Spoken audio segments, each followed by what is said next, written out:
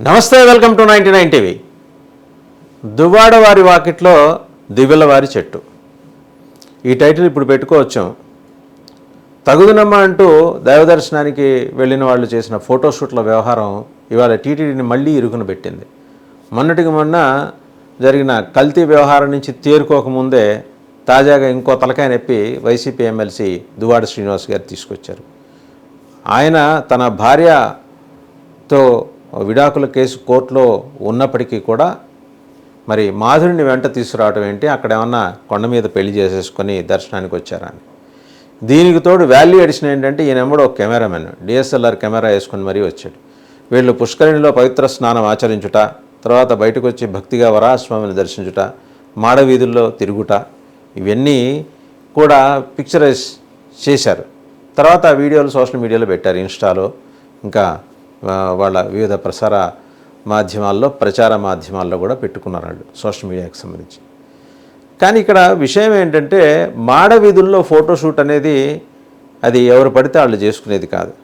అది కూడా స్వామివారి బ్రహ్మోత్సవాలప్పుడు ఉత్సవమూర్తి బయటకు వచ్చినప్పుడు ఆయన కన్నా ముందు విశ్వక్సేనుడు, ఆయన కమాండర్ ఇన్ చీఫ్, ఆయన వచ్చి మాడవీధులన్నీ చెక్ చేసుకొని everything is perfect boss, you can come out అని అంటే అప్పుడు వస్తారు లోపల నుంచి.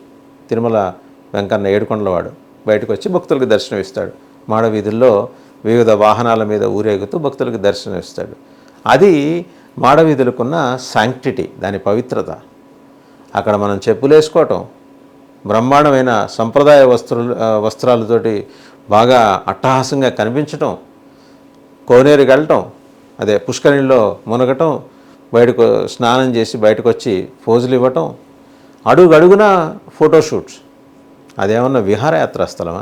టీటీడీ దీని మీద ఇంతవరకు ఎందుకు స్పందించలేదు ఇంకా అర్థం కాలేదు. అంటే ఎవరన్నా చెప్తే కానీ స్పందించరా? సూమోటగా స్పందించకూడదా?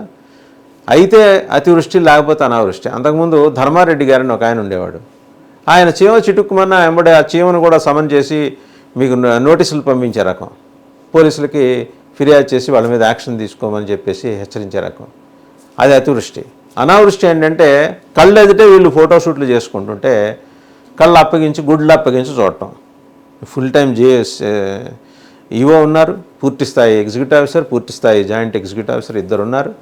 అండ్ కట్టుదిట్టమైన భద్రతా వ్యవస్థ ఉంది. వెనకటితో పోలిస్తే పరిపాలన మెరుగైంది. కొండ మీద ప్రసాదాల్లో నాణ్యత అంతా ఉట్టిపడేలాగా ఉంది.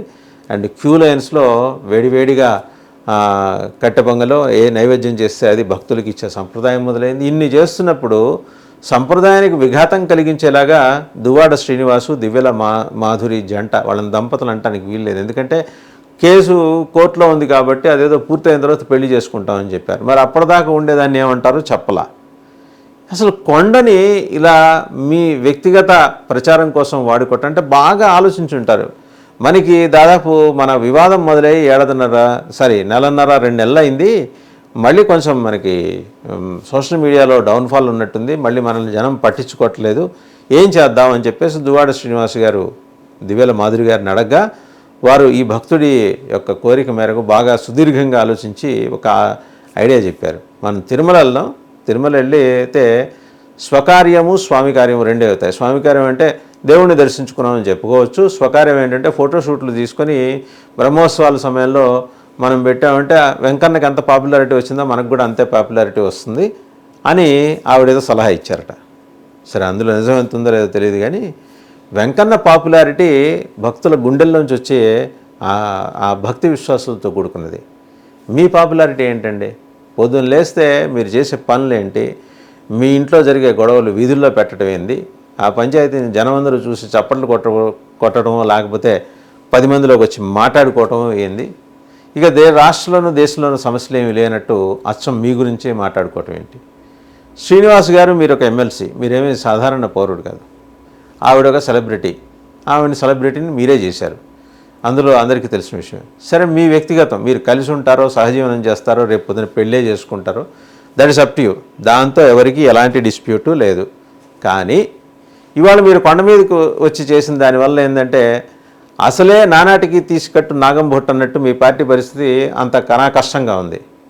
మీ నాయకుడు కొండకొస్తానని చెప్పి చిట్ట చివరి నిమిషంలో విడ్డ్రా చేసుకొని అటు డిక్లరేషన్ ఇవ్వక, సరే సొంత మతమైన క్రైస్తవులకు దూరమయ్యి తాను పరమ హిందువునని చెప్పుకోవడానికి చేసిన ప్రయత్నం వల్ల విఫలమయ్యి మిమ్మల్ని నమ్మే పరిస్థితి పూర్తిగా అదృశ్యమైపోయిన తర్వాత, పూర్తిగా కాలిపోయిన తర్వాత ఇవాళ మీరు కొత్తగా ఇంకో అటెంప్ట్ చేశారు. ఒకళ్ళు చాలా అండి. ఆల్రెడీ తిరుమల లడ్డు వ్యవహారంలో మీరంత అప్రదిష్ట పాలయ్యారు, మీ పార్టీ మీకు తెలుసు. మీరు కొత్తగా వచ్చి ఈ అప్రదిష్ట మీరు నిలువెత్త నామం పెట్టుకుంటే మిమ్మల్ని నమ్మేయటానికి అక్కడ జనం ఎవరు సిద్ధంగా లేరు. ఒక సామెత ఉంది, కొత్త భక్తుడు ఒళ్ళంతా నామాలు పెట్టుకున్నట్ట. మామూలుగా అసలు భక్తుడు ఒకసారి ఇలా పెట్టుకుని వదిలేస్తాడు.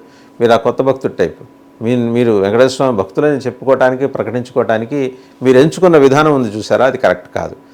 భక్తలోకం అక్కడ మిమ్మల్ని నిలదీస్తున్నప్పుడే మీరు ఒక అపాలజెటిక్ టోన్లో ఏదైనా మాట్లాడుంటే సరిపోయేది. మేము దేవుణ్ణి దర్శించుకోవడానికి వచ్చాం, మా పిల్లి వార్తలంతా రూమర్లు అనే జనం మీ గురించి ఆలోచించుకోవాలన్నమాట, మాట్లాడుకోవాలన్నమాట. ఇంక వేరేం పనేం లేదు. కొండకొచ్చింది వెంకన్నను చూసుకొని కిందకెళ్ళి అమ్మవారిని దర్శించుకోవడానికి, కొండపైన ముందర వరాహస్వామిని దర్శించుకోవడానికి, లేకపోతే దువ్వాడ శ్రీనివాసు, దివ్యల మాధురి యొక్క అద్భుతమైన జంటని కన్నుల పండుగగా వీక్షించడానికా? ఏం మాట్లాడుతున్నారు దువ్వాడ శ్రీనివాస్ గారు? మీరు భక్తుల విశ్వాసాలని పరిగణలోకి తీసుకోండి. మీరు ఒక చట్టబద్ధమైన రాజ్యాంగబద్ధమైన పదవిలో ఉన్నారు, దానికి శోభ చేకూర్చండి. అది చేత కాకపోతే కనీసం గమ్మునుండండి. ఇలా రెండూ కాకుండా వచ్చి అల్లరి చేసి అల్లరి పాలై మీరు సాధించాలనుకున్నది ఏంటి? సనాతన ధర్మానికి విఘాతం కలిగించడం ఏంటి? ఓ పక్క డిప్యూటీ సీఎం ఇలాంటి వాళ్ళ వ్యవహారాలన్నీ తేల్చడానికి, తాట తీయడానికి ఆయన బయలుదేరాడు. ఆయన పూర్తి స్థాయిలో రంగంలోకి దెక్కముందే జరిగిన సంఘటనకి భక్తులకి క్షమాపణ చెప్పాడు. వెంకన్న తనకి క్షమాపణ చెప్పమని ఎప్పుడూ కోరడు. అక్కడున్న సంప్రదాయానికి అపచారం జరిగితే తప్పైపోయిందని లెంపలేసుకోండి అని చెబుతాడు. తనకు దండం పెట్టమని కూడా అడగడు. ఆయన అంత దయాళువైన ప్రభువు తిరుమల వెంకన్న. ఆయన నాకు దండం పెట్టము అని మిమ్మల్ని అడగట్లా, జరిగిన తప్పుకి పశ్చాత్తాపడుతున్నామని ఒక ప్రకటన చేసి పాప పరిహారం చేసుకోవడానికి ఇంకోసారి ఓపెన్గానే మీరు ఇళ్లలోనే తయారు చేసుకుంటారు. కానీ మీరు పిండి వంటకాలాగా వీడియోలు కూడా ఇళ్లలోనే తయారు చేసుకుంటారు మీరు. ఎందుకంటే బయటకు వచ్చి జనంతో మాట్లాడే దమ్ము మీ పార్టీ నాయకులకి ఎలాగూ లేదు కాబట్టి సొంతంగా వీడియో తయారు చేసి సోషల్ మీడియాలో పెట్టండి. మీరు చేసిన పాపానికి పరిహారం కింద మా దేవదేవుణ్ణి వేడుకుంటున్నాం, మమ్మల్ని క్షమించు స్వామి అని కోరుకోండి. భక్తులు మిమ్మల్ని క్షమిస్తారు. దేవుడు భక్తులు క్షమిస్తే ఆయన కూడా క్షమించేస్తాడు. చేసి ఇంకోసారి ఈ లంబసింగి వ్యవహారాలు కొండ మీద తీసుకొచ్చి చేయమాకండి. ఎందుకంటే ఇది కోట్లాది మంది హిందువుల నమ్మకాలకి, విశ్వాసాలకి సంబంధించింది ఏడు కొండలు. ఆ 7 కొండల మీద ఉన్న స్వామి ప్రతి ఇంట్లోనూ సొంతంగా ఆ ఇంటి మనిషిగా చూస్తారు ఆయన్ని. అట్లాంటి వాళ్ళ విశ్వాసాలకి, అలాగే సనాతన సంప్రదాయానికి, ధర్మానికి భంగం కలిగించేలాంటి ఇలాంటి షూటౌట్లు, ఈ ఫోటోషూట్లు మానేసి సాధ్యమైనంత వరకు మంచిగా ఉండటానికి ప్రయత్నించండి.